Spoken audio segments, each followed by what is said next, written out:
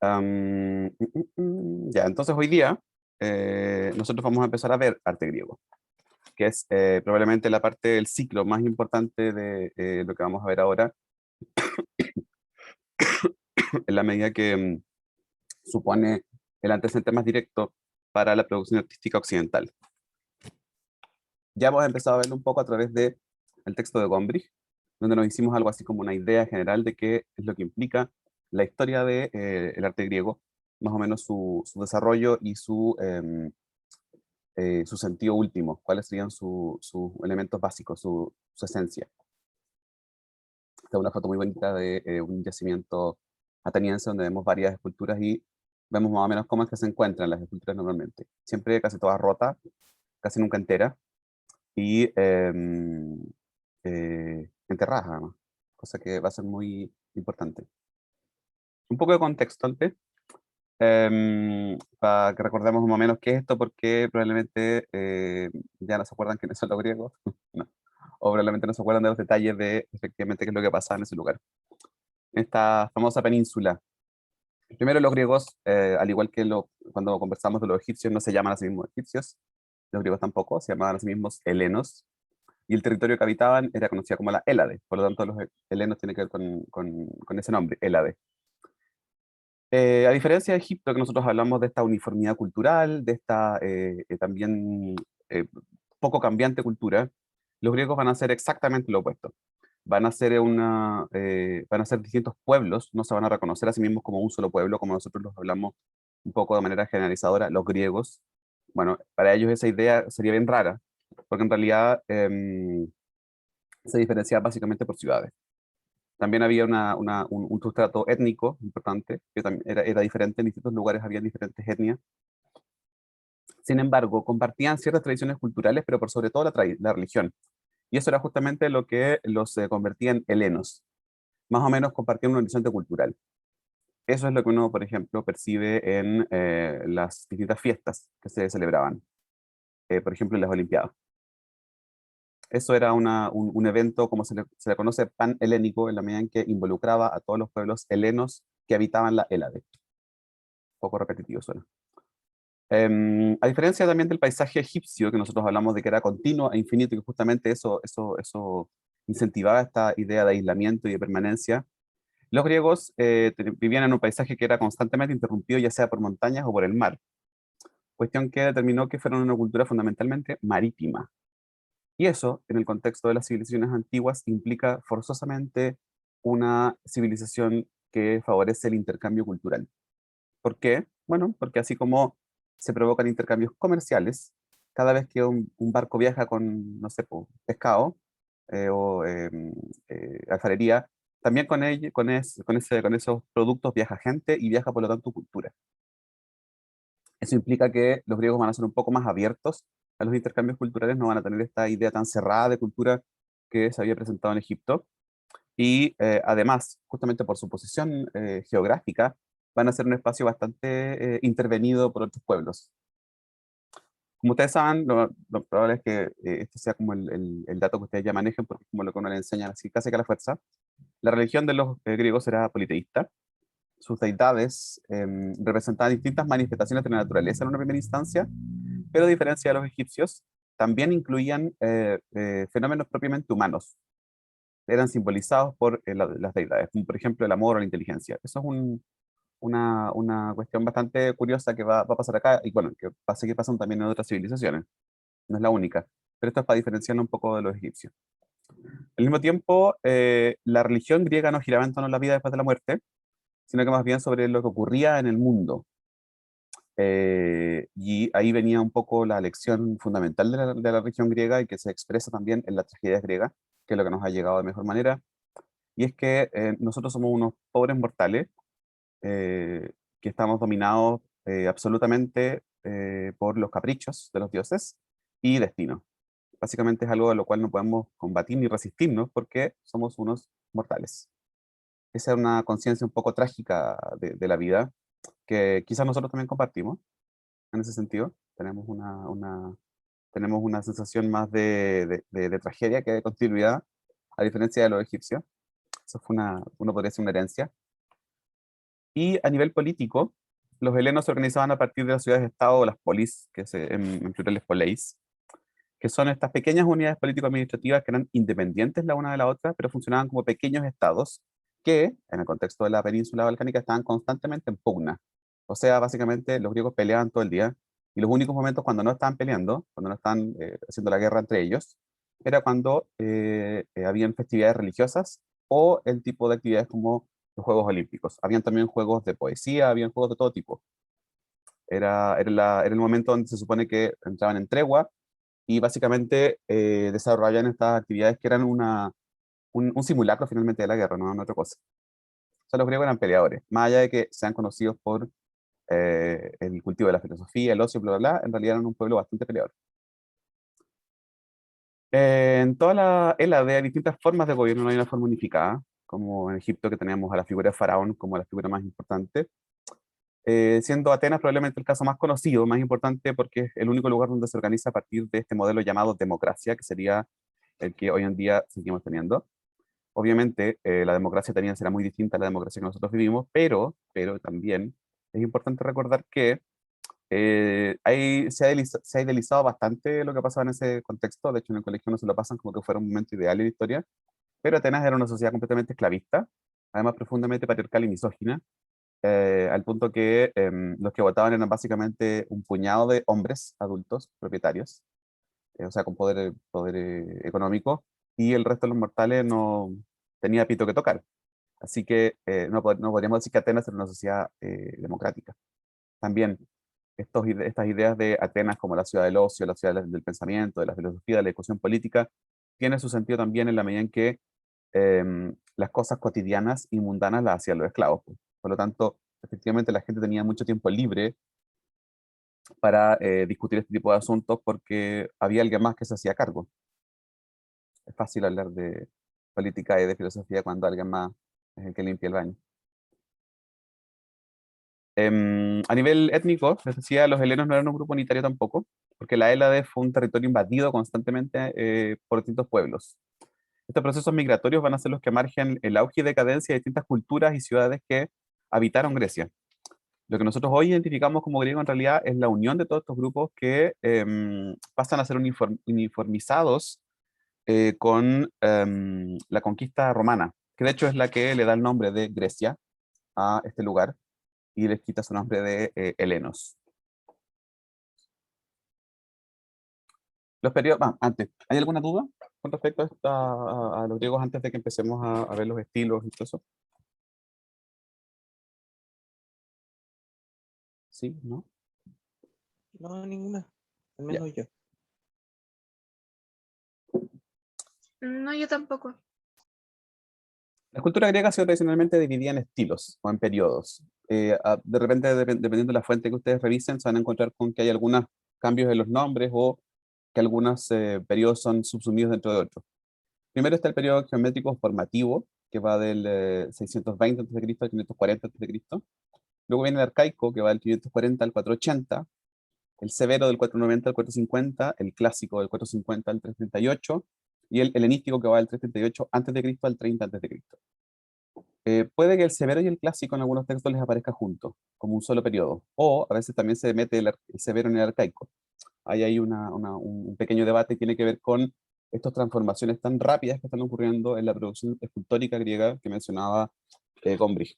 A ratos puede ser más difícil diferenciar, digamos, un estilo del otro, pero son más o menos esta es la convención histórica. El periodo arcaico, que es el periodo que inicia la figuración humana más compleja y que tiene que ver también con los vínculos con la cultura egipcia, va a ser lo primero que veamos. Acá vemos un ejemplo del tipo de esculturas que se producen en este contexto, que son las cores. Las cores son esculturas femeninas, esculturas de mujeres. Mujeres que están vestidas con su peplo por si acaso es ese como, ¿cómo se llama? Como mantita, eso que tiene ahí encima, sobre los hombros, y usan un ¿Cómo se vestido llama, perdón? peplo. Ah, ya, Lo pueden gracias. buscar, peplo. Y el vestido se llama chitón. Normalmente siempre usan la misma ropa. Que esa era la ropa tradicional griega de las mujeres, por si acaso. Un chitón y un peplo. Vemos que la figura es bastante simple en sus rasgos, simple en su forma general. Fíjense que pareciera remitir básicamente a una forma tubular que tiene que ver con el tallado en piedra en el que se hizo, más o menos.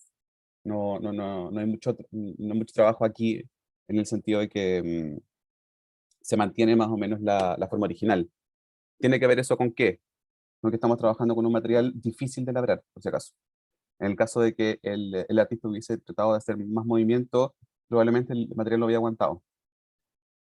Por lo tanto, tiene que ceñirse a la forma original, más o menos.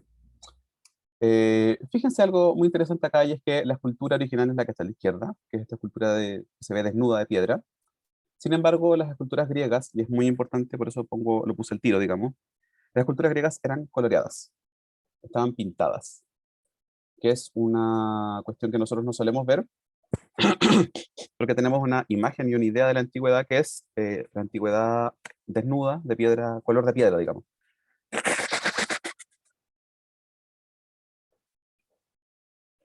Perdón.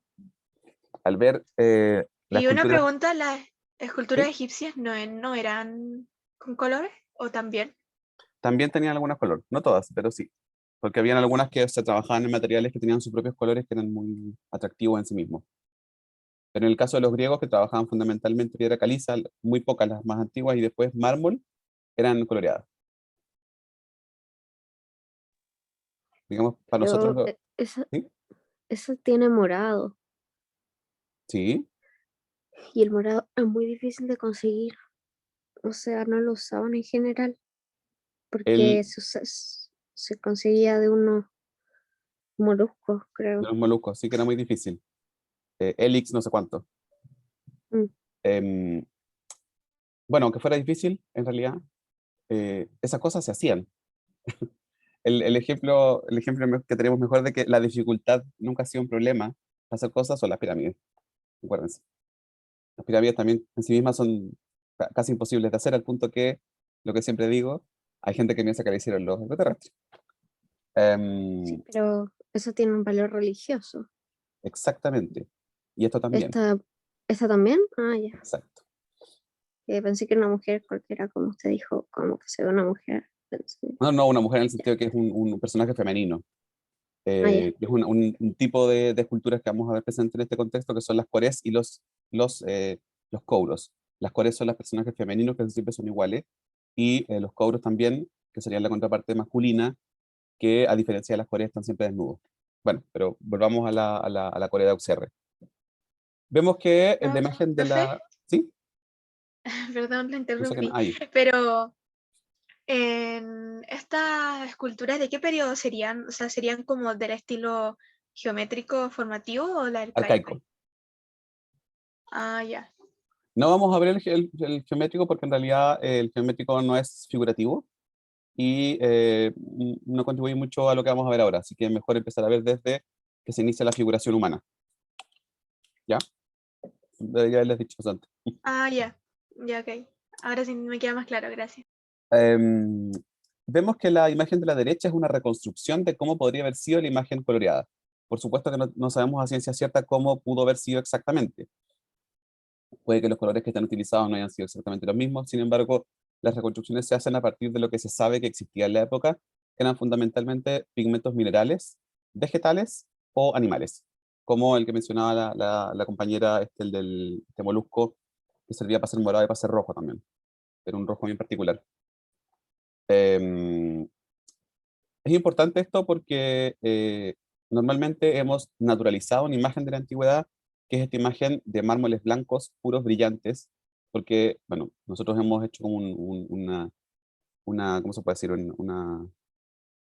Eh, Le hemos dado una cierta jerarquía al blanco como cultura, y eso tiene que ver, básicamente, de nuevo, con el siglo XIX. Bueno, con el siglo XVIII y el siglo XIX. Cuando vemos la imagen de la derecha, hay una cosa un poco rara, ¿cierto? Hay una cosa que uno, de hecho, se atrevería a usar esa palabra tan curiosa, que es feo. Hemos naturalizado tanto la idea de los mármoles desnudos, y de hecho le hemos dado un valor un valor incluso de clase, a veces, que vemos esa cuestión de al lado y se nos parece como, qué raro, eso es como un poco infantil, una cosa como de cabro chico, o como dice Paloma, es un poco tosca. Y más encima, además la forma en sí misma ya es tosca, pero hemos desarrollado un gusto por las imágenes que están desnudas de color. Eso es muy difícil darse cuenta de ese proceso porque es un proceso ideológico. O sea, es un proceso que justamente su idea, su sentido es que no notemos que estamos pensándolo. Hemos naturalizado el color de la piedra. Y eso tiene que ver con que hemos convertido a Grecia en una cultura absolutamente excepcional y además en una cultura superior a la del resto. Una cultura que, digamos, se habría levantado por sobre el resto de las culturas, fundamentalmente las culturas orientales y las culturas africanas. Entonces, siempre que vemos un mármol griego y lo comparamos con cualquier otro tipo de producción artística que se haya dado en el mismo tiempo, pero en otro lugar, lo miramos con desprecio, porque no sabían manejar la forma, pintaban las cosas de manera como colorinche, no como estos señores griegos que hacían las cosas bien, tenían buen gusto, digamos. Eso también ha trasladado ciertamente prejuicios culturales y étnicos. No es casual que Europa, en el siglo XVIII y en el siglo XIX, haya empezado a lavar el blanco. Digamos, las referencias ahí raciales no son difíciles de percibir. Y además se idealizó a Grecia como si fuera un lugar blanco también, cuando en rigor los griegos no eran personajes de raza caucásica como, no sé, un alemán. Los italianos tampoco. Pero ahí también Hollywood hizo lo suyo, para variar. Traten de recordar ustedes todas las películas sobre griegos y sobre romanos, que aparecen hasta sujetos rubios, pero en realidad los griegos y los romanos eran personas bastante más, de piel mucho más oscura, pelos negros, también crespos, no cabelleras rubias, rubicundas, como se dice. Entonces es difícil como tratar de coincidir tu imagen idealizada de la antigüedad con lo que en realidad fue. Como dice Dani, como las películas de Jesús, pues exactamente, Jesús, como el Jesús de TVN, el de Franco Sefirelli, que es como la imagen que uno tiene de Jesús cuando es chico, y ese señor jamás habría existido en la Jerusalén del siglo I, pues, imposible. O claro, también hay casos de Jesús gringos que son como rubios, que ya es como el colmo. O esos Jesús también de los mormones, como, ¿qué les pasa? Igual en la época usaban pelucas, ¿o no? También sí se usaban pelucas. Pero se sabe, digamos que étnicamente hablando, en realidad, de hecho, lo que se conoce como Grecia eran pueblos orientales que se asentaron en la península, pero no eran de allá. Por lo tanto, no es raro que los griegos no hayan sido unos sujetos particularmente blancos, por mucho que, de nuevo, tengamos esta idea de el mármol puro blanco asociado a otra cosa. Bueno, seguimos entonces. Esta escultura les comentaba que su forma general remite también a la forma básica del material, que es, que es, que es esta forma tubular básica como si fuera una columna. Bueno, ahí está. Acá tenemos la Corée Prasiclea, que nuevamente repite este formato de columna, este formato tubular, que también hay autores que dicen que remite un poco a la forma del tronco, que sería también el material primigenio con el cual se trabajó la escultura, antes de empezar a trabajar con la piedra.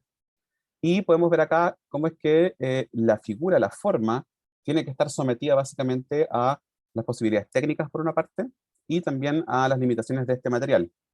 Fíjense que el personaje parece ser demasiado rígido, es muy poco natural, parece como que directamente uno podría como insertarlo en un edificio, sería una columna perfecta. Fíjense que el vestido, como está acá, el chitón, como lo afirma ella, no hay ninguna diferencia entre el vestido propiamente tal y el cuerpo del personaje. De hecho, es como que ella tuviese algo así como que se estuviese agarrando un pedazo de sí misma, de su propio cuerpo. Fíjense que es como gordito, entre comillas, el vestido.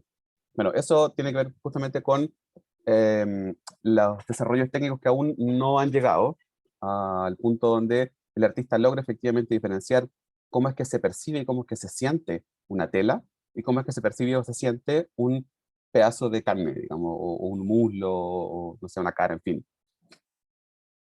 Aún profe, una duda. ¿sí? ¿Por qué, como esas representaciones más antiguas, entre comillas, como que los artistas no representaban como de la forma más natural, como estos gestos, por ejemplo, o esta textura de la ropa y eso? ¿Y por qué después se pudo como representar así?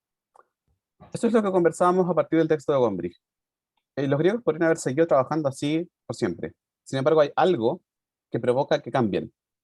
Y ese algo no tiene una explicación meramente técnica. O sea, no pasa porque simplemente los artistas de un día para otro hayan trabajado tanto, que empezaron a manejar mejor el material.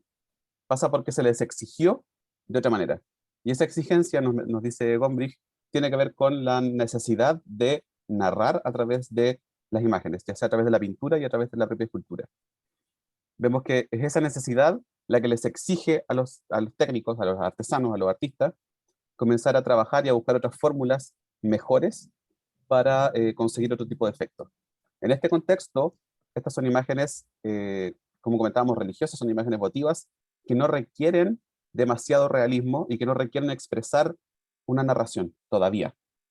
Simplemente está ahí su presencia. ¿Hay una mano levantada? Sí, quería, em, no sé si preguntar es la mejor palabra, pero ¿es mi idea o es una espástica? O sea, sé que en ese momento Sí, lo es. tenían O sea, es una greca otra, primero, pero es una esvástica. ya, sí, Eh, sí, que es, a ver, ten- mm, ¿sí? no, o sea, yo sé que antes de que los nazis la adoptaran tenía otro significado y supongo que está usado en ese otro, o estoy, Sí, tenía otro no sé. significado. Y además estaba Ya, presente en distintas culturas. sí, ya, ok, También estaba entre los budistas, los japoneses, después también se repite en Roma, pero eso no tiene que ver con bueno, los nazis se apropiaron de ese mm, símbolo justamente por su significado místico, pero por supuesto que está claro. completamente desnaturalizado. Mm. Jani había levantado la mano y Natalia. Eh, Quería saber si la que está pintada está como repintada o se ha mantenido así. No, está repintada. Es una reconstrucción hecha a partir del pigmento que sobrevivió, que si ustedes se fijan en la imagen de la izquierda, se alcanza a percibir que hay un tono rojizo, muy piola, como que se hubiese gastado. ¿Lo alcanzan a ver? Este es un buen Sí, vestigio en el sentido de que permitió a los arqueólogos reconstruir de manera más verosímil cómo era efectivamente esto. Pero no es el caso de la mayoría de las esculturas. Este es como no podría decir, este es un cuevazo que se encontraron. Natalia también levantó la mano. Sí, tenía una pregunta. El hecho de que sea así la representación como de que, como súper ambigua, ¿tiene que ver con el hecho de que no era tan necesario para ese entonces o también tiene que ver con el, como que no ¿En qué sentido tenía ambigua? mucha exploración? Es como que no se sabe si está agarrando un pedazo de tela o un pedazo de carne. Ah, tiene que ver acá con la capacidad técnica primero. Con que para labrar, perdón, para labrar piedra, tú tienes que tener herramientas que sean más duras que la piedra, pero no al punto que la rompan. Eso es como un difícil equilibrio que hay que tener con los materiales. Y ese es un proceso largo, po, porque tiene que ver con que las culturas logren manejar metales, logren manejar bien los bronces, logren manejar bien el hierro, en fin, logren manejar bien el cobre, y eso tiene que ver con la capacidad técnica, con la capacidad que tú tengáis de producir calor, de tener ciertos hornos, en fin. Entonces, hay cosas que es más difícil labrar, en la medida en que si lo así se te puede romper la piedra, por ejemplo. Acá, ¿por qué hace este gesto? Bueno, de partida es un gesto como, uno podría decir un gesto un poco elegante que se tome el vestido, pero si ustedes se fijan, traten de imaginar si ustedes fueran el artesano. ¿Qué es lo que pasaría con esta mano si ustedes tuviesen que dejarla sola, sin ese vestido pegadito ahí? ¿Cuál es el peligro que correrían? Que se caiga. Exactamente. Se te cae el brazo por el peso propio de la mano. Lo que entonces hace acá es un punto de contacto entre la gran masa de piedra y una masa más pequeña, de manera que no cuelgue, porque eso pasa. Y de hecho, todas las esculturas que vamos a ver, por ejemplo, a casi todas. Onda, del 100% de las esculturas que se encuentran, al 98% le falta nariz. ¿Por qué? Porque la nariz es el elemento que cuelga, que no tiene soporte en las esculturas. Por lo tanto, un elemento frágil. Un poco de movimiento, ¡pa!, se rompen. También siempre se les rompen los dedos, porque son elementos que vuelan, no tienen soporte. Entonces, las esculturas más antiguas no tienen dedos separados, por ejemplo, siempre están juntitos, y los manos están pegados para que no se rompan. ¿Antonia había levantado la mano? Sí, no, que quería preguntar, pero que solamente, porque siempre vemos como en mármol, piedra, o qué sé yo, pero no ocupaban madera. ¿Cómo para hacer Sí, la cosa? ocuparon madera, pero era un material más antiguo. Ah, ya. Digamos, mientras más antiguas te encuentres las esculturas, van a ser ídolos chiquititos de madera. Pero es muy antiguo eso. Ya. O sea, probablemente me imagino que quizás habían algunos, como, tal cual como ahora, gente que andaba quizás con figurillas de madera como personales. Pero este tipo de imágenes que tenían que ver con imágenes votivas estaban hechas en piedra. Que era un material que duraba, además, y bueno, era más bonito. Claro. Igual, por ejemplo, lo que decía de los colores, no, es que lo encuentro súper raro como pensándolo en el tiempo porque al final los colores que ocupaban eran súper fuertes y súper vivos y como Muy que saturado. también ponían, claro, muy saturados, como, porque yo sabía que por ejemplo ponían en los templos, ya así en la montaña, como que ponían las figuritas, o sea, no eran figuritas, claramente eran más grandes, como muy coloridas para cachar, como que los barcos que venían así, cacharan como a dónde estaban llegando, como dependiendo del dios o de la no sé qué, estuviera como ahí representado, ¿no? Como, entonces Eh, encuentro muy raro como que después se haya pasado como a, no, sí, el blanco es mucho más bonito que los colores, no sé qué. o sea, es que hay varios factores acá. Es probablemente la idea más importante que cambió nuestra percepción de la antigüedad. O sea, nosotros ahora estamos de día. Pero ¿qué pasaría si empieza a bajar, si tuviéramos esta clase a las 7? Yo tendría que prender las luces, lógicamente. Ahí para verme algo, pero igual me vería mal. En esta época no habían esas cosas de partida. Los templos griegos, eso lo vamos a ver después cuando veamos más en detalle la arquitectura griega. Los templos griegos eran lugares sumamente oscuros. No eran lugares como las iglesias cristianas, donde existe una metafísica de la luz, y justamente la idea es que la luz ingrese al espacio, y que ingrese de una manera muy especial, porque tiene un significado místico, teológico, en fin.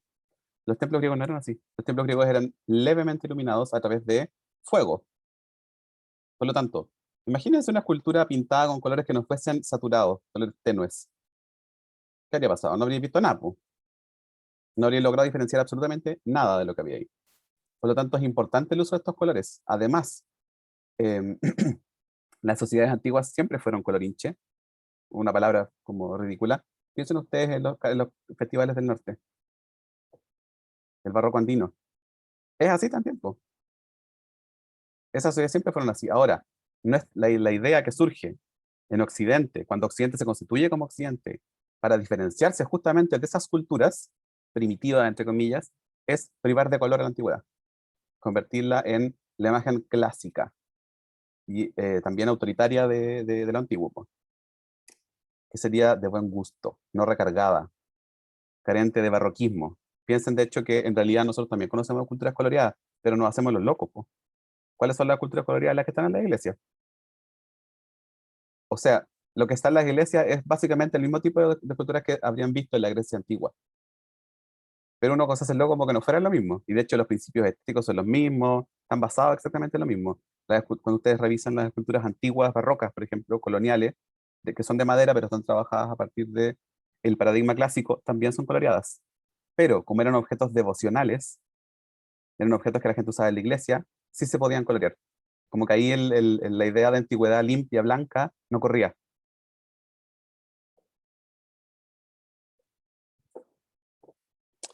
Em,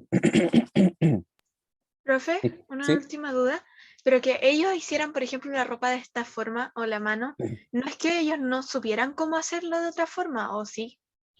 O sea, no tenían el conocimiento técnico todavía, pero tampoco se les presentó la necesidad de incorporar un nuevo conocimiento. Está ahí esa mezcla, es un Son equilibrio como ambas bien, cosas. bien tenue, sí, exacto. Ah, ya. Porque efectivamente como un componente técnico también, ciertamente. Eso no se puede soslayar. Fabián levantó la mano. Sí, es que siempre como tengo la duda de que si existen como esculturas de prueba que uno pueda ver, en el sentido de que al final la historia del arte como que solamente vemos los productos finales, pero no quedan como reminiscencias de intentos fallidos. Sí, quedan ejemplos de trabajos en proceso, por así decirlo. En Egipto es muy bonito porque hay una cantera donde está un obelisco que quedó a media, que no se alcanzó a sacar. Onda, se hizo la forma, se diseñó todo, pero quedó la última cara pegada a la piedra porque, quién sabe, no se alcanzó a hacer. Y también es una pregunta, en el fondo, claro, como a nivel del conocimiento que podría generar, quizás no es tan importante, pero es una pregunta bonita, porque en realidad nosotros, lo que nosotros estamos viendo, nunca vamos a saber si es que eran trabajos finales, o si es que eran ensayos, o si es que eran otra cosa, porque también encontramos muchas esculturas rotas, po. Y hemos hecho una historia del arte a partir de eso, de imágenes que no sabemos a ciencia cierta, si es que estaban diseñadas para hacer como, si es que el artista ya había dicho, listo, ya la entregué, mi trabajo aquí termina. Y no lo vamos a ver nunca.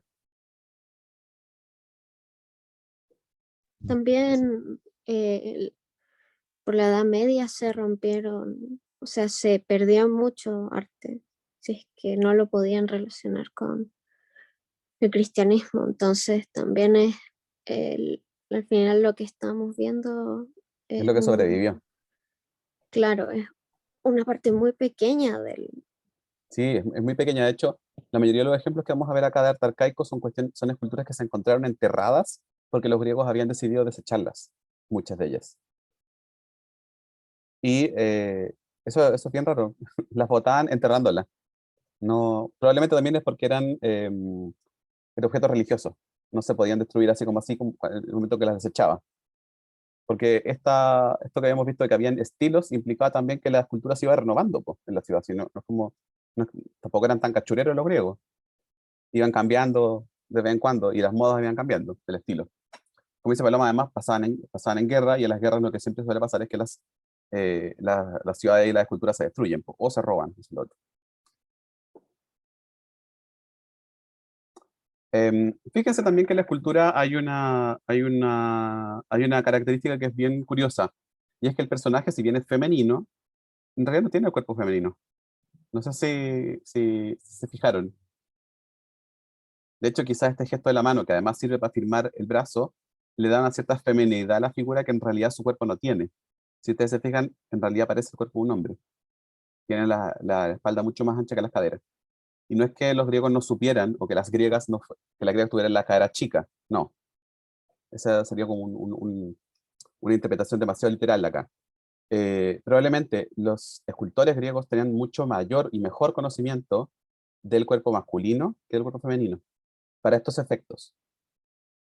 De ahí que quizás la escultura tenga esta apariencia un poco más masculina. Cata dice que quizás hacían ejercicio y por eso ven así. No, las mujeres griegas no eran tan buenas para ejercitarse porque, de nuevo, los griegos eran bastante misóginos. Les retenían en un lugar llamado el gineceo, que era el espacio para las mujeres nomás. Si o sea, los romanos eran mucho menos misóginos que ellos, que los griegos. Y profe, por Ah, ejemplo, sí. de esto se saben, o sea, estas cosas tienen como un autor No, o son de nuevo así como, ah, no ya. sabemos quién las hizo. Y por eso mismo no se sabe, nunca se va a saber si es que había alguna así mujer metida así como, No, pero eso sí se sabe, no había mujeres. no, nunca hubo. No, es que las mujeres no participaban de la vida pública griega, pero no Sí, pero participaban, no sé. radicalmente no participaban. Eran Ya. básicamente cuidar la casa, parían y para de contar, pero no participaban. Mm, chatos.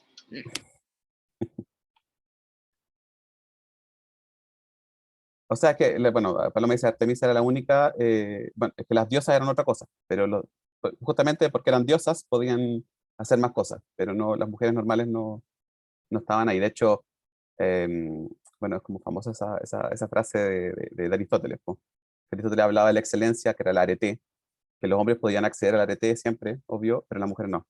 Las mujeres podían acceder a un cuarto de arete, que era como lo mismo que podía acceder un niño a un burro.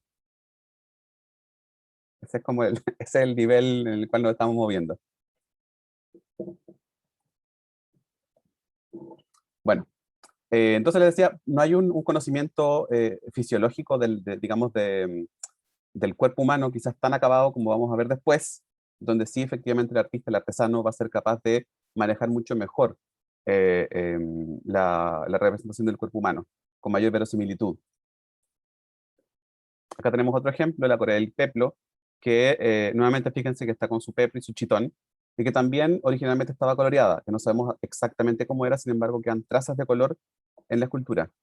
Fíjense muy bien que su vestido tiene estos drapeados en la representación de la ropa, de cómo se arruga, que parece tener una cosa escultórica, perdón, de columna. Es como los estriados de las columnas comunes y corrientes. No hay un drapeado que de nuevo que intente imitar el efecto de un drapeado real. No les interesa eso. Todavía. Todavía. Fíjense también que hay un elemento muy curioso, que es una característica visual, formal, propia de las esculturas del periodo arcaico, y es lo que se conoce como sonrisa arcaica.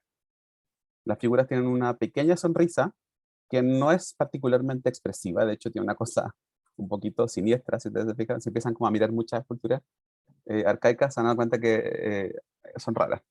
Sería como para una película de terror nueva. La sonrisa de las esculturas arcaicas. Y también unos ojos muy grandes, ojos almendrados, que es una constante. Un poco uno puede decir incluso unos ojos medio saltones. Coloreada, sí, efectivamente se ve bonita esta escultura. No se ve tan rara. No parece como tan sorprendente. No nos molesta, por así decirlo. Los otros casos, como les comentaba, son los kouros, que son la representación de hombres. Los kouros, al igual que las coreas, son esculturas votivas. O sea, son esculturas que se dan como un regalo. Generalmente están o en las tumbas o en los templos. No pensemos en los templos como en una iglesia, ojo. Los templos son grandes complejos en este contexto, donde el edificio, que es lo que uno asocia a la iglesia, es una parte del complejo sagrado. El templo generalmente implica un gran territorio que es entero consagrado. Y todo ese lugar es tan sagrado como, digamos, como el templo, solo que en el templo se encuentra el altar. Esa es la única diferencia. Entonces, estas esculturas se encuentran en esos grandes complejos. Generalmente, los kouros lo que representaban eran ganadores de Juegos Olímpicos, por ejemplo, o de ciertos juegos. Eran, por ejemplo, atletas o deportistas y también guerreros, muy jóvenes. No se les representaba de manera individualizada, o sea, no era la idea que esto fuese un retrato del muerto o del el ganador del concurso, sino que simplemente se simbolizaba a ese personaje. De ahí que la mayoría de los cobros no parezcan representar a alguien muy claramente y hayan cobros que son uno igual a los otros, como pasa acá. Este ejemplo que se le conoce como Cleovis y Vitón, donde los dos son exactamente iguales. ¿Qué es lo que llama la atención acá? ¿Les parece familiar esta imagen más o menos en cómo está armada, cómo está hecha, cómo está articulado el cuerpo? Tiene el pie adelante, igual que la que vimos en la clase pasada, ¿no? Exactamente. Igual que en los Y los casos brazos así tiesos. egipcios. El brazo tieso y la pierna adelantada. Eso es porque efectivamente los griegos se influenciaron de la cultura egipcia, la conocieron, tomaron muchos puntos de referencia desde ahí y fue desde ese punto donde empezaron a avanzar, entre comillas, avanzar. De ahí que esta cultura se parezca ahí, esa otra forma.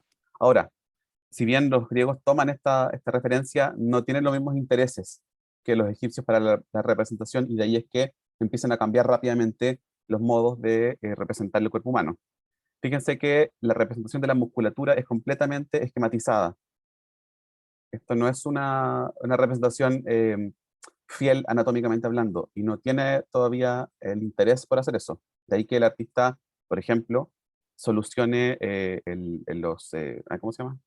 El pecho, los pectorales y el músculo de abajo se llama, siempre se me olvida, oblicuos, con simplemente unas rayitas. Fíjense, hecho que una rayita que en realidad cuando uno la mira como bien es un detalle completamente diagramático. Perdón. Es esto, una cuña hacia arriba y una cuña hacia abajo. Listo. no hay necesidad de nada más. Y ese mismo formato se repite en las rodillas. Una cuña para arriba y una cuña para abajo. Tiene que ver eso con ciertos ideales de belleza que están presentes en Grecia, que son la simetría. Hay un eje vertical en la mayoría de las esculturas arcaicas que se mantiene siempre. Y es lo que le da la frontalidad a la imagen, que tiene que verse de frente. Pero además, se repite la simetría entre el lado derecho y el lado izquierdo, pero también entre arriba y abajo. Entonces, si aparece este eje acá, tiene que repetirse abajo compensado, o sea, su inverso. Y además ayuda Eso, justamente a señalar las partes del cuerpo, ¿sí? que eso no tiene un nombre, o sea, ¿cómo se llama? El que estén parados así, creo que era como algo hierático, Sí, como pues la pose de... hierática. Ah, ya, quería estar segura de eso, gracias. Fíjense el pelo, que tampoco es demasiado elaborado en la manera en que está trabajado. Alguien, alguien en la sesión pasada fue muy chistoso porque dijo, son chorizos. Me imagino que ustedes conocen el meme, obvio.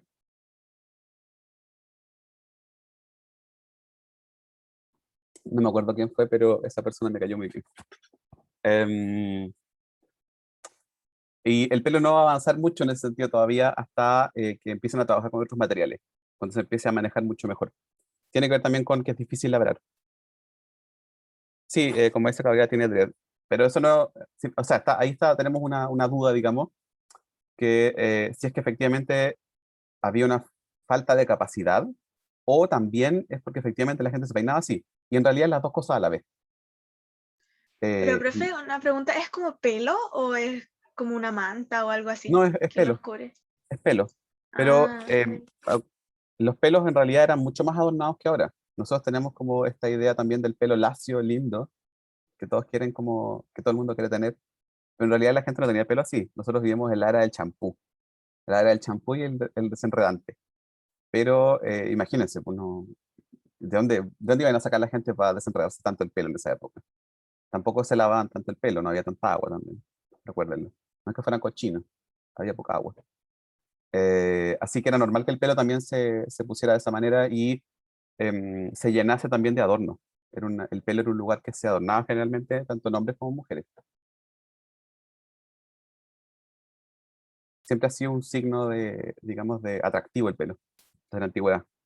Tenemos acá el caso del moscóforo, que es una escultura bastante conocida. El moscóforo en griego viene del portador del buey. Foro es el portador. De ahí viene, por ejemplo, fósforo, portador de la luz. O Christopher o Cristóbal, que significa el portador de Cristo. Em, Esta escultura representa a un pastor que está llevando a su pequeño becerro en hombros, porque es muy pequeño. Y es una escultura que, como podemos ver, también tiene un tratamiento visual muy diagramático. Fíjense en el modo que está representada la boca, con esa sonrisa arcaica perversa, la barba, que es simplemente una rayita, el pelo de nuevo, que parece ser no chorizo, sino que chunchule más bien, y la ropa del personaje, nuevamente vemos que no se diferencia del cuerpo. De hecho, pareciera que está simplemente señalado con rayas sobre el cuerpo del personaje. O sea, el artesano manejaba perfectamente la representación de la fisionomía de un hombre, pero no tanto de un hombre vestido. Así que, ¿qué es lo que hace? Bueno, le pone un par de rayas para que efectivamente se vea vestida la figura. Fíjense ahora que lo que comentamos, que quizás, claro, hay cuestiones de capacidad técnica, en fin, pero cuando vemos el becerro está muy bien representado. El artista sabía muy bien cómo hacerlo. La musculatura del becerro, la propia cara del becerro, que tampoco es tan fácil. Entonces ahí está como esa tensión constante entre capacidad técnica y necesidad estética, que es un equilibrio difícil de encontrar. Esta imagen es importante también porque si bien es una estatua que se encontró tampoco hace tanto tiempo, como este ejemplo, es una imagen que sobrevivió en el tiempo de manera muy, muy interesante. El moscóforo sirvió como motivo iconográfico para los cristianos primitivos. Ustedes conocen la parábola del buen pastor, probablemente. Por lo menos los que fueron, no sé, a un colegio católico deben conocerlo. Que es la idea de que en el fondo es una metáfora de Cristo, que va a buscar a su última oveja, aun cuando eso implica arriesgarse a sí mismo, porque el buen pastor lo que hace siempre es arriesgarse y salvar las almas de cualquiera. Hasta la última alma vale la pena, se supone. Entonces, bueno, para representar esta parábola, tenemos que recordar que se vivía en una sociedad que era fundamentalmente analfabeta. Los cristianos primitivos ocuparon la figura del moscóforo y empezaron a pintarla en todas partes. Entonces, ahí tenemos dos ejemplos de catacumbas. Esto es pintura romana, pintura paleocristiana, donde aparece exactamente el mismo personaje, solo que en lugar, digamos, de un becerro, lleva un corderito.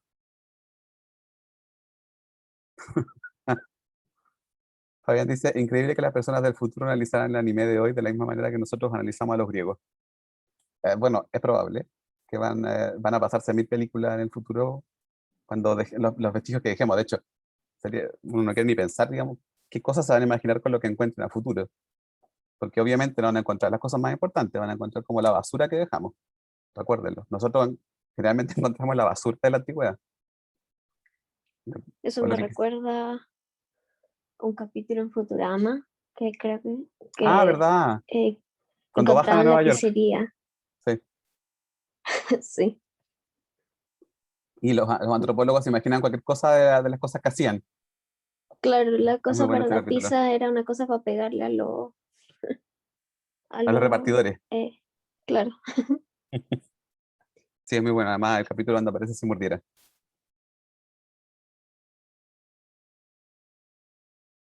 Los otakus de la época arcaica. Bueno, quizás pensarían que los otakus eran sacerdotes de nuestra época. Mejor me imaginar esas cosas. Bueno, pero es interesante, volvamos al arte. Interesante cómo es que las imágenes van a ir sobreviviendo y se reutilizan. Eso tiene que ver un poco con lo que alguien había comentado antes, que, claro, muchas imágenes también se destruyen en la Edad Media, pero hay muchas imágenes que no se destruyen, pero se descontextualizan, al punto que se nos olvida qué es lo que originalmente representaban. Y las tenemos como imágenes cristianas cuando originalmente eran imágenes antiguas, esas imágenes paganas. Eso es muy interesante porque el Renacimiento va a ser el que se empiece a hacer cargo de ese problema. Acá tenemos otro ejemplo de escultura arcaica, el jinete Rampín, que es uno de los primeros ejemplos de escultura ecuestre. Lamentablemente no sobrevivió el caballo, solo sobrevivió esto que vemos, y de hecho está desperdigado, porque el torso está en la Acrópolis de Atenas y la cabeza se fue al Louvre. Eso es una historia constante que vamos a ver acá, cuando analicemos este tipo de esculturas y cuando veamos, o sea, incluso si viéramos esculturas de otros lugares, que es el constante saqueo y robo de piezas. Grecia lamentablemente fue víctima de de un saqueo importante de su patrimonio. Y eso tiene que ver de nuevo con la construcción de Occidente. Los ingleses, los franceses, los españoles, bueno, los italianos tenían lo suyo. Los alemanes querían esforzarse por ser, digamos, por demostrar su linaje y su genealogía occidental. Por lo tanto, armaron muchos de sus para armar muchos de sus museos era importante también tener este tipo de piezas que demostrara su genealogía real desde los griegos, que eran como lo máximo que se había desarrollado en la antigüedad. Entonces, por ejemplo, acá en este caso vemos que se llevaron la cabeza, que es la parte más importante, es la parte más expresiva, y le dejaron el torso, que es la parte menos interesante, a los griegos. Son unos viles ladrones, eso hay que decirlo. Y claramente no van a devolver nada. Ahora recién están empezando a devolver cosas a otras culturas, pero este tipo de cosas a los griegos nunca se las van a devolver. Porque tiene que ver con la base misma, con el fundamento de la civilización occidental. Es como el coloso que terminó inspirando la Estatua de la Libertad. No se sabe si realmente existió una fantasía, pero se cree que hay una probabilidad que existió. Efectivamente, se cree que el coloso de Rodas sí existió. Pero lo más seguro, digamos como la hipótesis más cierta, es que el coloso de Rodas fue desmantelado y se reutilizaron sus materiales. Cosa que es muy probable, porque esas cosas pasaban, o sea, esas cosas han pasado en la historia. Entonces, en este jinete vemos nuevamente cómo es que se representa la fisionomía de manera muy diagramada. Los músculos en realidad se sugieren a nivel conceptual, pero no a nivel sensible. De hecho, fíjense en esto, que es como la parte más inverosímil de todas. De hecho, es como que podría ser o un pan partido en muchas partes, como una marraqueta, pero abdominales esos no son. El rostro también conserva la sonrisa arcaica. Bueno, sí, ese six-pack no es muy bueno. Y los ojos también se ven almendrados. Este personaje sería probablemente un personaje que representa algún rey, algo así, o algún personaje importante Cuestión que se sospecha por el peinado particular que tiene. Fíjense que tiene un peinado distinto. Y además tiene una pequeña tiara. La barba también está hecha de manera muy esquemática. Son puntitos simplemente. O sea, sabemos qué es, se entiende perfectamente qué es, sin embargo, aún a los artistas no les interesa plenamente la representación, perdón, la representación fiel, ay, perdón, la representación fiel de un cuerpo humano.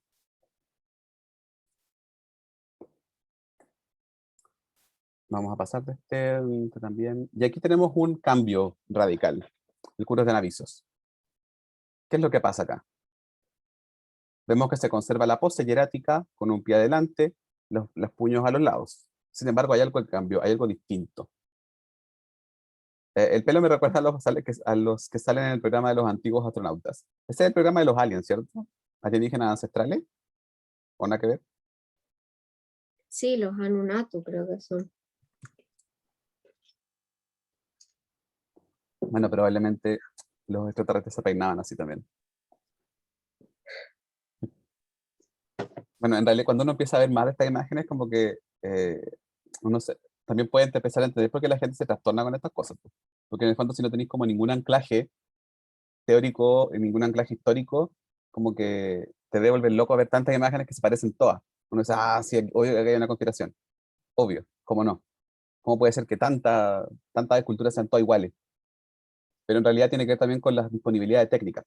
Si ustedes, o sea, imagínense, no sé, que es como difícil salir de lo que, digamos, de cómo vivimos ahora, pero si es que viniera un extraterrestre y viera que todos teníamos celulares que eran más o menos iguales, porque si bien cambian de marca, son todos más o menos iguales, diría como, ah, quizás adoraban a los celulares, por eso todos tenían uno y todos tenían uno más o menos iguales, como alguien que no sabe nada de nosotros, y que solamente empieza a lucubrar a partir de lo que se le ocurra. Como me imagino que la gente esa que ve esas cosas así debe pensar eso, como no puede ser que todo sea igual. Tiene que haber algo aquí, reptiliano, lo que sea.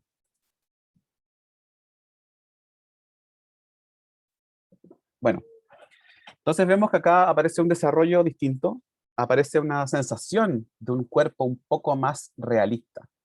Ahora, obviamente no hay que exagerar, pero se fijan, pareciera que la imagen tiene un aspecto más, uno puede decir incluso orgánico. De hecho, la piedra parece engañarnos un poquito. Ya la piedra empieza a tener una apariencia de carne, de músculo, Como más incluso fluido. de grasa. Sí, es más fluido, es más naturalista en ese sentido. De hecho, cuando uno empieza a analizarlo más en serio y empieza a mirarla más en detalle, te das cuenta que en realidad está un poquito exagerado. Y que es quizás lo que le da esa apariencia más naturalista. Fíjense que el personaje, si bien, sí, Gabriel le pregunta si estaba pintado, sí, estaban pintados. Las esculturas antiguas siempre estaban pintadas. Ahí Fabián dice la clave, los medios tutos. Cuando uno empieza a mirar, más se da cuenta, pero esos muslos son como muy gordos, son muy gruesos, ¿o no?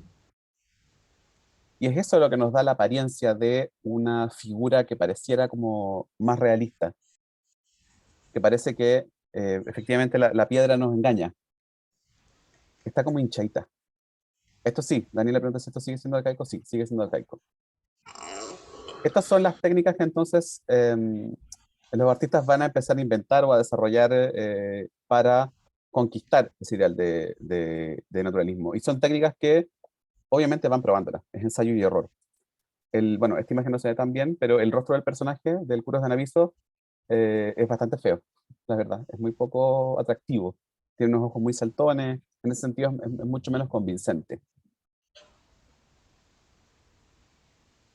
Fabián dice como que el fallo del concepto se hace ver como realista. A ver, no entiendo bien eso del fallo del concepto. No sé si voy a explicarlo. Como los egipcios tenían una forma estándar de hacerlo, de los cuerpos, entonces las variaciones de esos cuerpos parecían ser más reales. Entonces aquí muslos de este tipo, claro, se desvían de esa como figura estándar y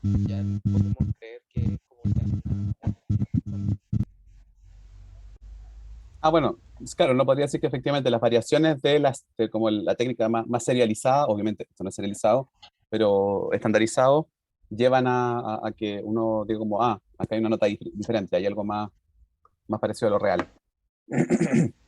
El pelo en este caso tiene una caída un poco más natural. Siguen siendo estos chorizos chunchules, pero pareciera haber un tratamiento distinto. Ahora, de nuevo, cuando les digo, mírenla más en detalle y uno empieza a ver cosas raras. La primera apareció estos tutos gordos, que es como que pareciera que hace mucha pierna, pero poco para arriba. Pero hay algo más. Miren los Como Los que sus brazos. brazos, antebrazos también se ven raros. ¿Por qué? Están como muy gorditos, como muy para adentro, como si estuviera editada así.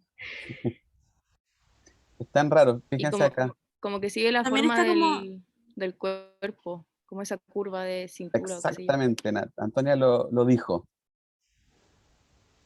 Este segmento acá es más raro. Nadie tiene Ah, las muñecas tan chiquititas. ¿Qué es lo que hizo el artista? Jugó con uno podría decir, con la sinuosidad, con la sensualidad de la imagen, para que fuera más convincente, pero eso implicó sacrificar otras cosas. Implicó que tuviese que seguir la figura de las caderas a través de ¿cómo se llama? Del antebrazo. Y en ese sentido pierde realismo el antebrazo, y de hecho es muy cortito, fíjense. No está, proporcionalmente hablando, no está bien hecho. Debería ser mucho más largo ese hueso. Y eso le permite al artista en el fondo que el brazo se despegue del cuerpo, pero no se caiga. Porque muy piolamente ahí le metió los soportes. No sé si los alcanzan a ver. Es muy piola. Para que no se cayera. Entonces está jugando al límite el artista acá. En realidad ya se entiende que hay una necesidad más importante de realismo, pero pareciera que los recursos técnicos ya están como llegando a su límite. Esas son las posibilidades a las cuales estamos llegando. Bueno, todos se fijan en el six-pack y efectivamente, ese six-pack voy a borrar estas rayas, es muy llamativo porque también, si bien tiene algo por ahí medio convincente porque es lo convincente en general de la estatua, si ustedes se fijan, es un óvalo perfecto. y como creo, me da la impresión de que los pectorales estuvieran como muy arriba. Sí, puede ser, que estén un poquito arriba. Y en realidad también pareciera que no son tan marcados como el resto del cuerpo, eso es como raro. Fíjense en las Ah, rodillas, por ejemplo, como que alguien así debería tener un poco más marcado arriba, ¿no? sí, por eso a lo mejor se ve como raro, como Sí, pues plano. raro. Hay una cosa discordante, pero es porque están probando, están experimentando y efectivamente están consiguiendo ciertos efectos, pero hay otros que se les van más en collera.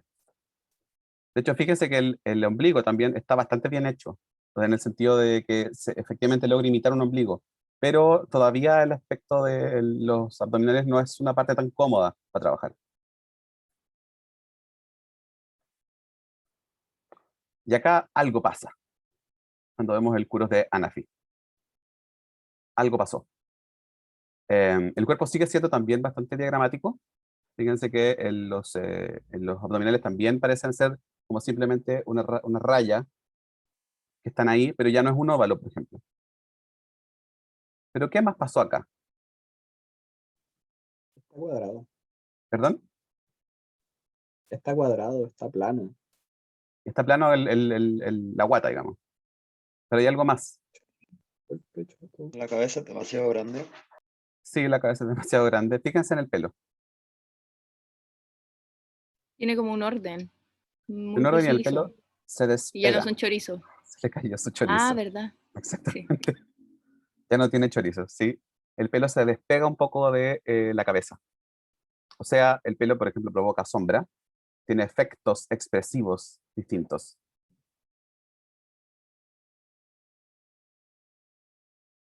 Y también como que marca más la clavícula o lo que sería como... ¿O no? Nada que ver. Sí, también se marca mucho más la clavícula. Efectivamente, la figura tiene una cosa cabezona, pero tenemos que recordar algo. Estas figuras masculinas son adolescentes. Recuerden que, bueno, los griegos son famosos por sus andanzas, y porque además, bueno, la idea de adultez que nosotros tenemos es bastante distinta, o sea, la adultez, adolescencia y niñez son inventos del siglo XX. O sea, de hecho, como que son inventos después de la Segunda Guerra. Es bien, la idea de niñez era bastante rara. Claro, para los griegos este era un adulto ya, pero en realidad es un joven muy joven. Por eso es que, claro, no tiene esta como musculatura tan desarrollada, pareciera tener una cierta discordancia entre la cabeza y el resto del cuerpo. Y como dicen, claro, vivían mucho menos, pues, efectivamente vivían menos. O sea, yo a esta altura, no sé, pues tendría que tener como 5 hijos ya. Habría que empezado como a pensar en mi jubilación ya. Ustedes también ya estarían todos casados.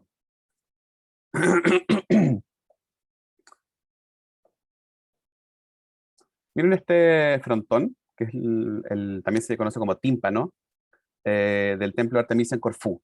Es un frontón arcaico, que es la otra forma de escultura la otra forma escultórica que va a aparecer en este periodo. Lo que está acá se le conoce como escultura exenta, por si acaso.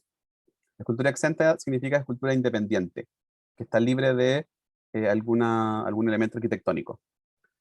Esta escultura es una escultura que depende de la arquitectura. De hecho, su forma, su composición misma, depende del espacio que le deje la arquitectura. Por eso no es exenta. Bueno, en esta escultura vemos un ejemplo de los ideales de belleza que están presentes en esta época, que em, parece chino. ¿Qué cosa parece chino? Que ya empieza a estar presente desde el periodo arcaico, en la idea de simetría, de serenidad, de no expresividad y de desindividuación. O sea, que los personajes no parezcan ser personas reales, concretas, en el sentido de Juan, Pedro o, bueno, no voy a decir un nombre en griego, pero los nombres griegos son muy raros. Siempre tienen como muchas T y muchas K. Y acá vemos entonces el opuesto a ese ideal de belleza. Porque siempre que se fija un ideal de belleza tiene que haber una contraparte. La contraparte sería la fealdad. Vemos acá que en este rostro, en el rostro de la Medusa, se expresa justamente el opuesto de aquello que los griegos consideraban como lo más perfecto y lo más bello.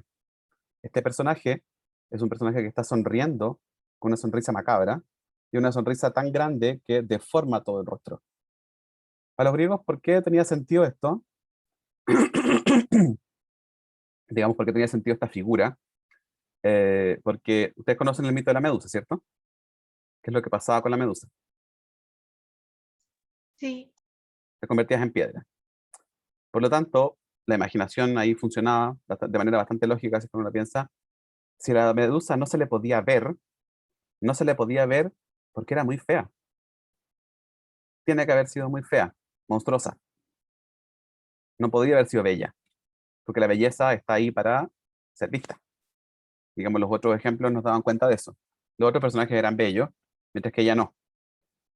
Entonces, ella representa todas las cosas que a los griegos no les gustaban. Vamos a encontrar constantemente un rechazo a la expresividad. Eso es muy, muy, muy importante, incluso en el periodo clásico. Nunca vamos a ver que se exprese ningún sentimiento más allá de esta absoluta serenidad. ¿Cuándo es que la cosa cambia? En el periodo helenístico. Ahí vamos a ver que empieza a aparecer otro tipo de expresividad, la tristeza, la felicidad. Y la explicación que tienen de nuevo es porque ese tipo de sentimientos lo que hacen es deformar, básicamente. Por supuesto que es un pensamiento muy raro, pero para los griegos tiene sentido. Y en realidad también cuando uno lo piensa hoy en día, ese ideal sigue funcionando. Fíjense cuando ustedes van a sacarse fotos para el carnet o para el pasaporte. ¿Qué es lo que les dicen? Te retan. que la cara tiene que ser como neutra. No, te dicen no sonría. Y cuando uno como que esboza una sonrisa, se ve te retan. Porque además la gente que trabaja en ese registro civil siempre es muy simpática. Les gusta mucho su trabajo. Es más fácil reconocer el rostro también cuando no está expresando sentimientos.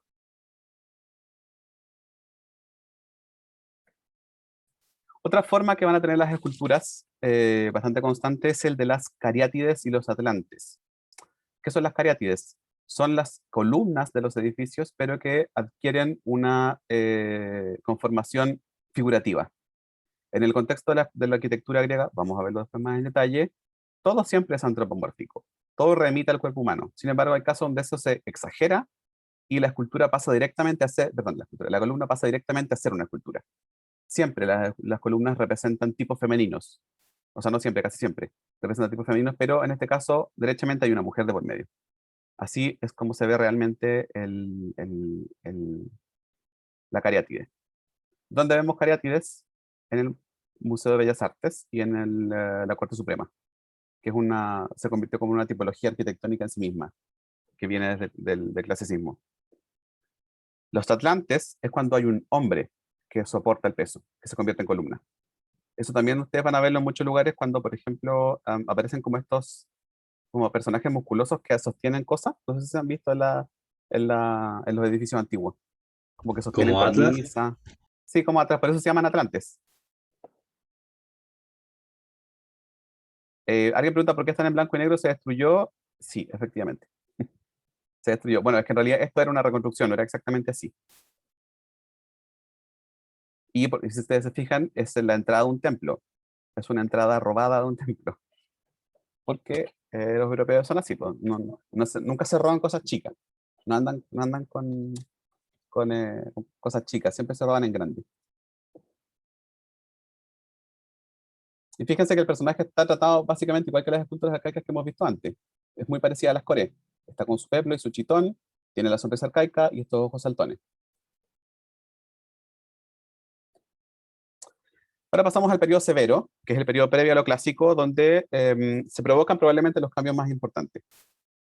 En el periodo severo vamos a ver que la conquista de la fisionomía, o sea, del trabajo anatómico, es mucho, mucho, mucho, mucho, mucho mayor. Efectivamente, pareciera que los griegos se dan al trabajo de empezar a analizar la figura humana, de estudiarla. Fíjense este conjunto de personajes que están en el frontón o tímpano del templo de Afaya en Egina, que si bien parecen ser muy rígidos todavía, ya no son hieráticos y tampoco son frontales necesariamente, salvo la Atenea que está en medio, que sí, efectivamente es muy, muy frontal. Pero los guerreros que están al lado, de nuevo, si bien carecen de esa fuerza y dinamismo que uno se podría esperar de un guerrero, hay un trabajo anatómico muy importante. Ya no es como que, digamos, el torso, por ejemplo, ya no pareciera que es como una marraqueta que está partida nomás. Tiene una apariencia mucho más convincente. Fíjense en la espalda del personaje y también el poto, obvio, porque, bueno, trasero, que efectivamente pareciera que el artista se dedicó a mirar muy claramente cómo es que se ve un cuerpo masculino de un guerrero desnudo en movimiento. ¿Está bien? Levanta la mano.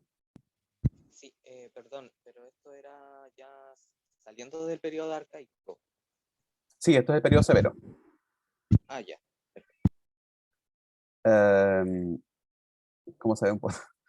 Me pregunta si esto es por el cambio de material. Ya se había empezado a trabajar con mármol, por si acaso. Es solo que no es tanto el cambio de material, sino que es el cambio de las exigencias que se le está haciendo a la representación. Ya no basta simplemente con presentar una imagen y a un personaje. Esos personajes de partida tienen que expresar algo más, una historia, por ejemplo. O tienen que vincularse entre ellos, cuando hay un conjunto. Dani pregunta si los guerreros estaban desnudos. Sí. No todos, pero los espartanos, por ejemplo, sí. Y los otros igual se vestían re poco, porque piensen que primero, las armaduras son pesadas y son caras, son difíciles de hacer. Por lo tanto, cuando uno de nuevo ve las películas de la antigüedad y como que ve estos grandes ejércitos, todos pertrechados de armadura, es una tontera. Económicamente esa cuestión es completamente inviable. La gente que tenía plata se podía comprar una armadura, los simples mortales no. Además, facilita el movimiento no usar armadura. Por lo tanto, era práctico vestirse con cosas más livianas. También tiene que ver con una imagen del heroísmo que se genera en esta época. Ojo, se genera la idea del heroísmo como el desnudo masculino. Tiene que ver también con, acuérdense que los griegos son unos, digamos, valoran mucho los ideales de belleza físicos. No se esconden, digamos, no tienen esa culpa cristiana que se siente, que se siente siempre rara cuando se tiene que enfrentar al desnudo. El desnudo en este contexto no siempre tiene una lectura sexual, ni sexualizante, ni erotizante, ojo. Por eso les digo, se articula como un ideal de heroísmo. O sea, un tipo que va desnudo a la batalla es como obvio que un héroe, es un gran tipo. Además que de partida ya que vaya, que sea un guerrero implica una superioridad absoluta. Se puede expresar mucho mejor el ideal de belleza cuando aparece el cuerpo desnudo. Cuando está vestido ya no es tan claro cómo es que efectivamente se podría reconocer eso. Por supuesto que este conjunto también estaba pintado. Esta es una reconstrucción completa de cómo es que habría sido perdón, el conjunto escultórico del frontón. Y Jani pregunta, ¿pero usaban casco? Sí, pues usaban casco. ¿Por qué usaban casco? Porque la cabeza es uno de los lugares más sensibles. Y en esa época no solo se peleaba con espadas, también se peleaba con garrotes. Te llega un garrote en la cabeza, no te despertáis más. Así que el casco era una medida de seguridad importante. Bueno, igual que ahora, con los motociclistas. Vamos a ver acá una reconstrucción, por ejemplo, del personaje pintado, que, si ustedes se fijan, lo hace completamente oriental, cuando uno lo ve así. Pareciera ser como casi que un arquero persa, hasta cierto punto. Le da un tono muy distinto al verlo así, de cuando uno lo ve como solo en color de piedra, entre comillas. Es interesante cómo es que se trastocan esas percepciones que son completamente prejuiciosas. Ahora, Profe, ¿sí? ¿y en qué momento se dejaron como de pintar las esculturas? Porque todas estas estaban Ah, pintadas. sí, es una buena pregunta. ¿No se dejaron de pintar como tal? ¿Qué es lo que pasó? Es que como se usaron pigmentos vegetales y minerales fundamentalmente, y la mayoría de estas esculturas estaban o expuestas a los elementos o enterradas, la pintura se perdió, se desapareció, porque eran pigmentos muy frágiles, muy poco estables. Nosotros, como usamos la mayoría de las veces pigmentos sintéticos, están pensados para que sean estables, o sea, que aguanten el tiempo, pero esta época no, porque bueno, no tenía conciencia de estas cuestiones, entonces hay muchos templos que simplemente se gastaron, literalmente se gastaron, porque les llegaba mucho viento, porque con el viento les llegaba tierra, porque se quemaron, en fin. Entonces, cuando desenterraban estas cuestiones, se encontraban que estaban desnudas, po, y la gente del Renacimiento del siglo XIV, del siglo XV, dijo, ah, bueno, eran así entonces. Y además las otras esculturas, las que habían sobrevivido a la Edad Media, también se habían decolorado con el paso del tiempo, por lo tanto no era raro que estos personajes pensaran, bueno, eran así. Es una cosa un poco Entonces, también de casualidad. como en el Renacimiento se empezó a hacer como todo sin pintar ya, ¿o Claro, no? el Renacimiento Tampoco. sí como que instauró esta idea de las esculturas tienen que ser así. Las esculturas clásicas, digamos. Ya. De hecho, las coleccionaban en esa época y se coleccionaban así sin color, digamos. Se creyó que efectivamente eran así. El Renacimiento no lo hizo a propósito, ojo. Se encontró con estas cosas y asumió que eran sin color. ¿Fabián levanta la mano? Sí, ahora como que puedo entender más la perspectiva de Platón en cuanto a la reproducción de la figura, porque esta figura pintada que imagínate que está por ahí y uno, o sea, ahora uno le pasa con los manequines, que como que se asusta y dice perdón y, y al final no le a nadie. Y entonces aquí pasa aún mayor si uno no se da cuenta. Es un muy buen comentario que estoy haciendo, porque efectivamente al ver las pinturas coloreadas, pareciera que imitan mejor, de una manera más convincente y a la vez también el concepto es ominoso, que es cuando uno ve algo que no debería asustarte porque es cotidiano, pero te asusta porque hace algo fuera de lo normal, que es como eso del maniquín que pareciera que se va a mover.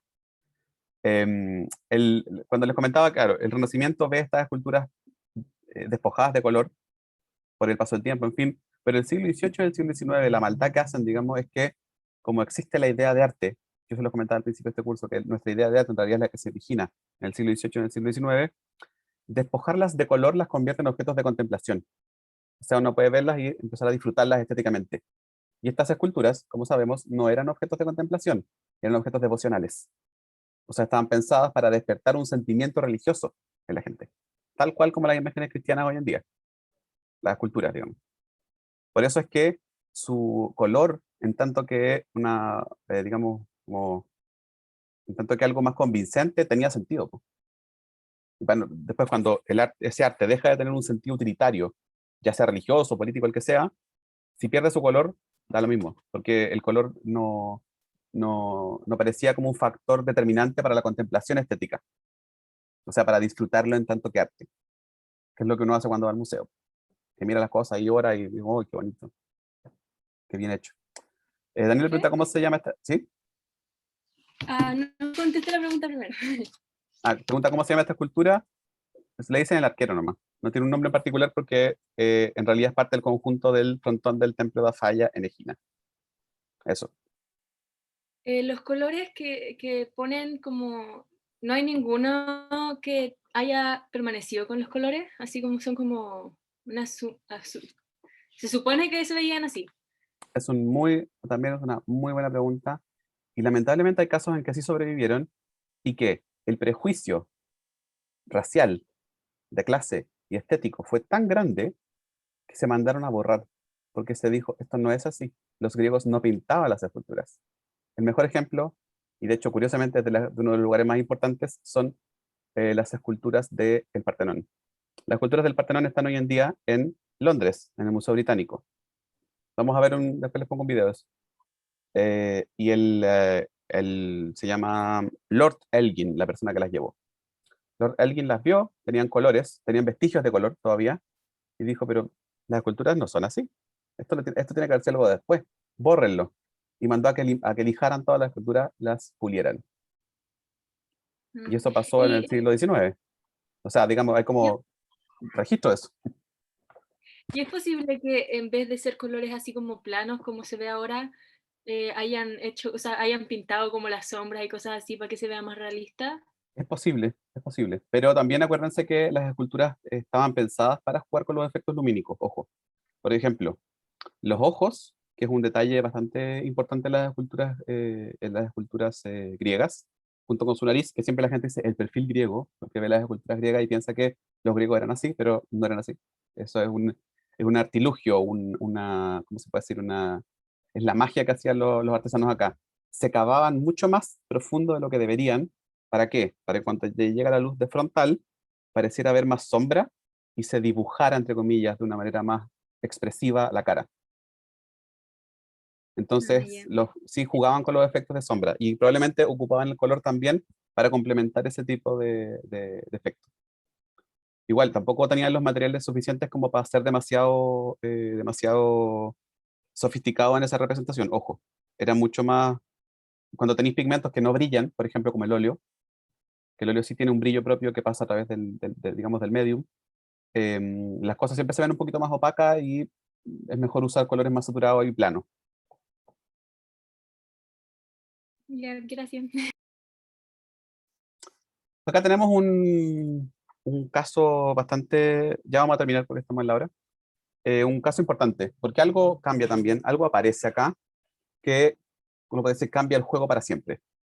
¿Qué les llama la atención de esta figura?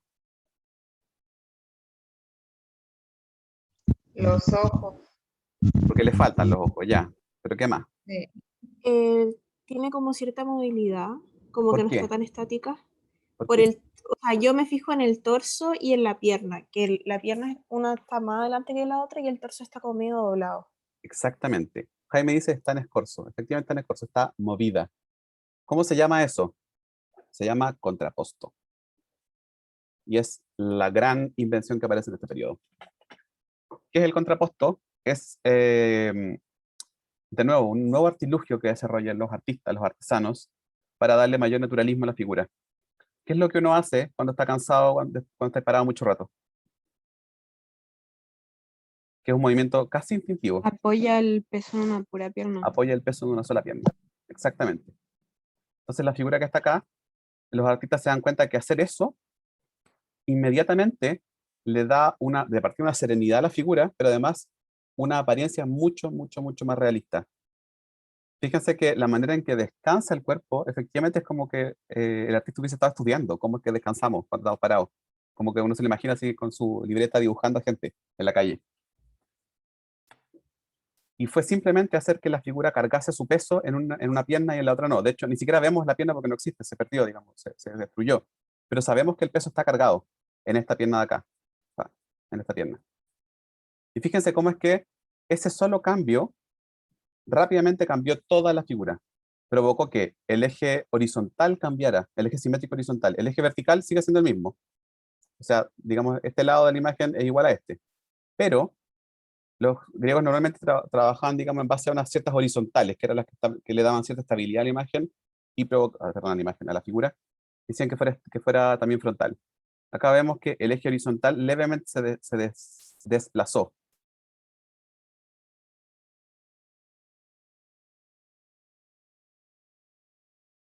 Y se desplazó por ese descalce en el peso. Entonces, en el periodo severo vemos que la simetría que funcionaba en el periodo arcaico se ve levemente modificada a partir de una asimetría horizontal. Pero es una asimetría horizontal que tiene que ver justamente con conseguir un efecto naturalista en el cuerpo. Fíjense en la espalda, la imagen de atrás. La imagen es extremadamente naturalista. El artista pareciera que logró dominar finalmente el movimiento de los músculos y cómo es que se van acomodando en distintos lugares. Que efectivamente los músculos, si bien están repartidos de manera más o menos simétrica, nunca son iguales, porque cargan los pesos de maneras distintas. Y eso depende, digamos, de cómo es que el cuerpo se está moviendo, en qué posiciones está.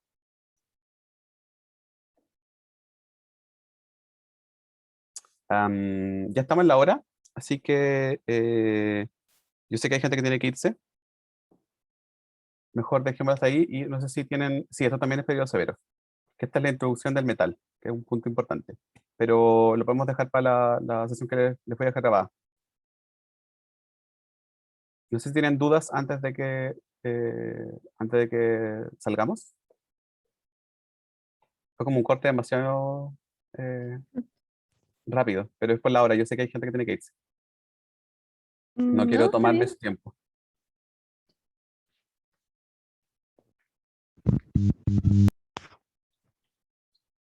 ¿Algo más? ¿Alguien? Fabián, te escuché súper mal. No entendí. Sé que dijiste algo, pero no caché bien.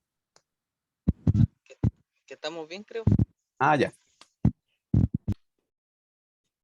Ayer sí no nos dimos ni cuenta y estuvimos hasta las 11 en clase, así que es mejor que si no me acuerdo yo, que me recuerden ustedes. Mm. Ya, pues, entonces les voy a mandar una clase grabada. Si tienen dudas, obvio que me pueden escribir, no hay problema. Yo les respondo. Y eso. Ah, también les voy a dejar un texto nuevo, pero eso es para después. Pero se los voy a dejar arriba igual, que es un texto sobre arquitectura. Ah, Léalo ya, con pero calma. ese texto no es para el 28. O sea, como podría entrar. No, sí, va a ser también para la prueba, porque es parte de Ah, ya. arquitectura griega. Pero en realidad es muy poco Yo lo que va a tengo, entrar de eso. yo tengo una pregunta. ¿Sí? Eh, en realidad, ese texto lo vamos a hablar como en clase antes de la prueba. Sí, por supuesto, lo vamos a revisar. Sí. Ah, ya. Lo Y vamos a otra revisar cosa, juntos como revisamos los de Gombrich. ya. Y la otra pregunta es si es que la prueba es como de múltiples alternativas, No, de ensayo, es de de... desarrollo. Les voy a hacer preguntas directas y ustedes tienen que escribir. Ya, ok, gracias. Pero va a ser una prueba corta, no se preocupen mucho. Así que descansen en el periodo de receso. ¿Belén iba a decir algo? Ah, eh, no entiendo bien cómo va a ser la modalidad de la prueba. Les voy a mandar la prueba para la casa. Porque obvio que tienen que hacerla así. Y van a tener harto tiempo para hacerla. Probablemente Ya. vamos a usar un formulario de Google, porque es más fácil después revisar las cosas así. Es que ya como que he probado demasiadas formas y en verdad como que leer en la pantalla me carga. Entonces, lo más piola es leer así en el formulario. Más que me manden documentos de Word, porque finalmente tengo que imprimirlo, porque me carga leer así. Y es como ya demasiado papel, demasiada tinta. Eso. Mm, Nicolás pregunta si se hace la misma clase. No, no se hace la misma clase. Van a tener tiempo para hacerla. Van a poder hacerla. Ustedes van a gestionar cómo la hagan. No van a tener un tiempo como, no sé, no van a tener una hora. Van a tener una semana entera para hacerla. Ah, bueno, ya la habían respondido. Qué pavo. Ya. Pero, profe, una pregunta. En el Sí, formulario Google, técnicamente cuando yo lo abro, después al cerrarlo, como que se borra todo lo que escribía, ¿no? no. Tienen que guardarlo. Cuando ustedes lo guardan, queda todo. Yo ya lo he probado. Es súper bueno. Es Ah, pero ahí no, una... no necesariamente se lo envío. O sea, podría como responder una pregunta un día, el otro día respondo otra, O sea, o la idea es yo, hacerlo como todo un tiro. yo puedo hacer lo que haga de solo un tirón, pero yo creo que es mejor eso. Ojo. Eh, Siempre he pensado que es mejor como sentarse a responder en vez de estar estirando demasiado tiempo. Pero lo voy a dejar abierto en el fondo para la sesión. No, o sea, no voy a ponerme a revisar las cosas cuando apenas las tengan, porque si no, no van a haberlas terminado. Ah, ya, entonces no puede como dejarlo ahí y después salir, ¿no? Sí, pero lo que sí, para hacer esas cosas tienen que usar sus cuentas de la U, ojo, las cuentas institucionales. Esas cuentas Ah, arroba ya. @uchile, @ug, porque como el formulario es de Google, tenés que iniciar sesión con una cuenta de Google para que te registre. O sea, para que te registre como con nombre y apellido. Porque uno puede abrir la gente que no tenga cuenta, pero el problema es que si los hacía así, ya no podéis ingresar 2 veces al formulario. Ya, ya. Javiera pregunta si son muy cuáticas, que no, esa Jani también no, si no, no es difícil, no se preocupen de eso. No estamos aquí para hacer sufrir a nadie. Para eso está Piñera.